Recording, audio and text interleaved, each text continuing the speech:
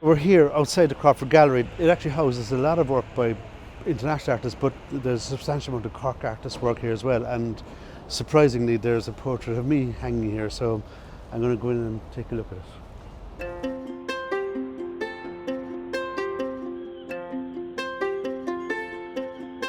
The interesting thing about this is that it wasn't actually commissioned by the Crawford. It was actually a friend of mine, Eileen Healy, who's really brilliant portrait artist. Eileen was sketching life drawings of friends, so she invited me over to her studio, and of course I went over and delighted to be there. And when the painting was unveiled in the Crawford, it was a surprise to me on the day, because the original painting didn't have the sheriff's badge, and I thought, God, what's the story there? Basically the story is very simple. It's I was always late for my sittings with Eileen because I used to be watching a Western at home on television. It was called The High Chaparral, and it used to finish at 2 o'clock, I think, and Eileen was expecting me at 2, so it always meant I was getting there at 2:10, and I think this sheriff's badge was sort of, I suppose, artistic license revenge. So there are 2 paintings, one with the bunny, one with the star. In a funny way, it was lucky that the Crawford purchased this one, because its unveiling coincided with the launch of this book,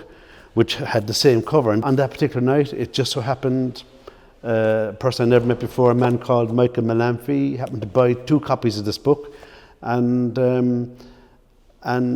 he sent one to his son in New York, and that in itself kicked off a whole world for these plays, in that the son in New York put on one of the plays in a bar in New York, and the New York Times arrived in, and just by accident, and they gave it a mega review. And then I suppose ever since there's been maybe one of these plays on in New York every year.